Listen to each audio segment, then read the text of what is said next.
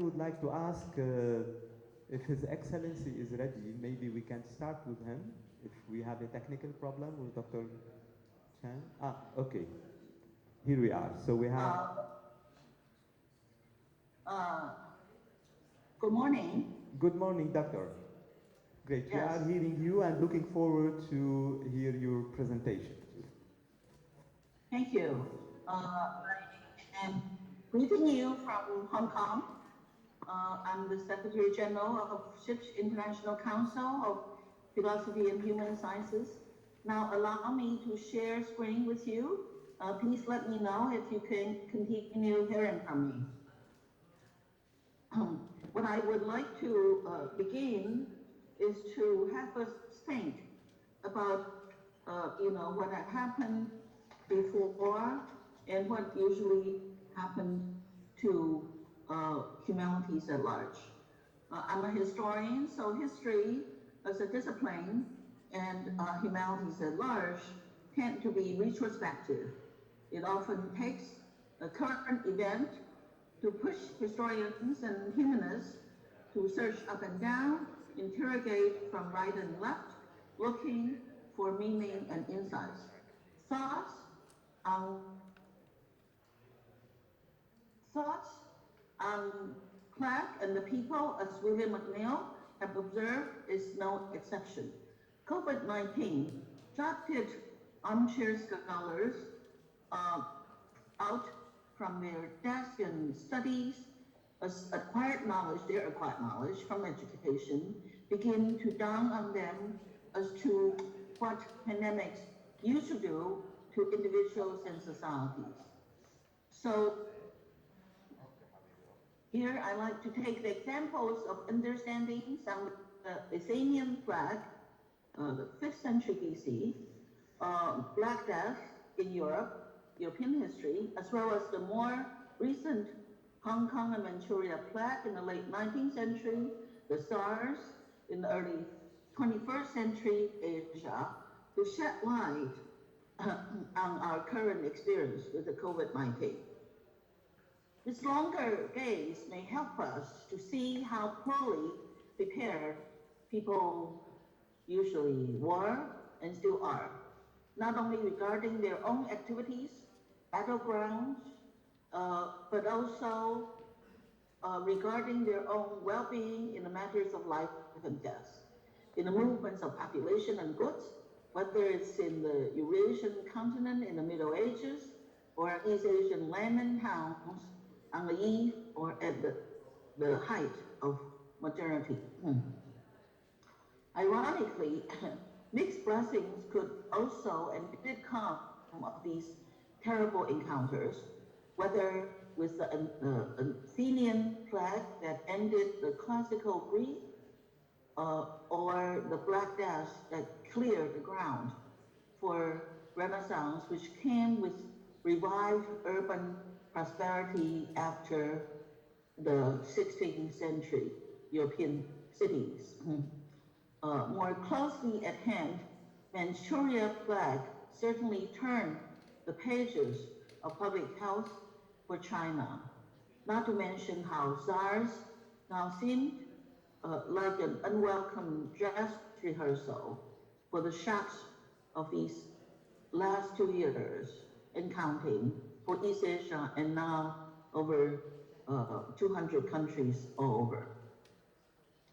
So the SARS happened in 2003, only 18 years ago. The Spanish flu before then was a more familiar situation for Europe. That influenza pandemic was the most severe pandemic in recent history. It was caused by an H1N1 virus with avian origin. Although there's no universal consensus regarding where this virus originated, it spread worldwide during 1918 and 1919.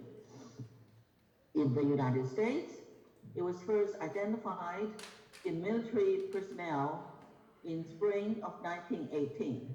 It's estimated that about 500 million people, or 1/3 of the world's population, could have become infected with this virus. The number of deaths was estimated to be at least 50 million worldwide, with about 675,000 occurring in the United States alone. That's according to CDC report. So, I would also like to share with you that when COVID-19 took place, of course it took us and most people by surprise. But humanities and humanist activities continue. Certainly that's the case with CISH. Let me share with you, sort of from current backward, in 2 years, what CISH have been doing. The sort of social isolation and masking help us to want to talk about social life and the importance of even relaxation and amusement.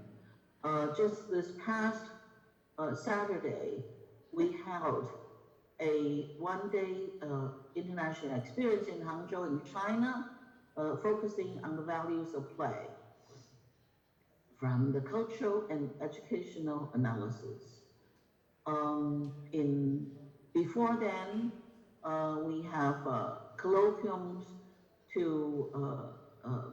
begin thinking about the importance of playfulness, of entertainment, of social life, of not being so isolated, to keep people healthy, physically and mentally.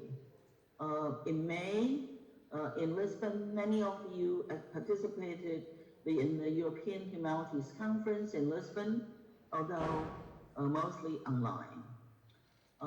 In April, we held conferences to help us look at the conditions of childhood youngsters, children. And last year, we have had discussions, thinking and rethinking about opportunities and methodological issues, about how to keep humanities and human sciences related, relevant to current affairs. Before then, we held a first CISH International Academy on Chinese Cultures and Global Humanities, a seminar wanting to focus on ethics, the Chinese and European resources for a global ethic eventually. We also developed projects and partnership between CISH and Tencent, and we have conferences that we want to relate current developments in science and technology to the environments of Silk Road now and before. Whatever the circumstances, however or whenever it turns out to be, Winston Churchill used to say, those who fail to learn from history are condemned to repeat it. Pandemic is one kind of history that we would prefer not to repeat. Not as frequently, certainly not as badly as this time. It may be high time that we walk through the museums of human existence, through classical Athens, medieval Europe, modern Manchuria and Hong Kong, and China. Humanities are yet to be invited to help with the expertise we have to be better meet up with the COVID-19. I hope it would happen. But also, we want to think, are we all prepared and ready and willing to engage? when we are called upon. I would like to, read to you now some paragraphs. Back in the 7th century, when the transcultural Tang Empire ruled China, in close connection with Inner Asia and the Eurasian continent, Prime Minister Wei Zheng, this is from the 7th century, wrote in his memorial to Emperor Tang Taizong that in addition to adjusting his own gowns and cape, looking into the mirror made of bronze, imagine what if people were also look into the mirror made of history, foreseeing the whys and hows in the rises and falls of matters. It's also in the same era that the best of physicians in the empire reminded medical colleagues and the supreme goals in medicine, healing, ought always to be treating ailments before they arise. Public health or preventive medicine, are still working with us. But for those who are interested to join the public health colleagues to inform politicians and economists to rise for the occasion collectively, I offer these examples from the past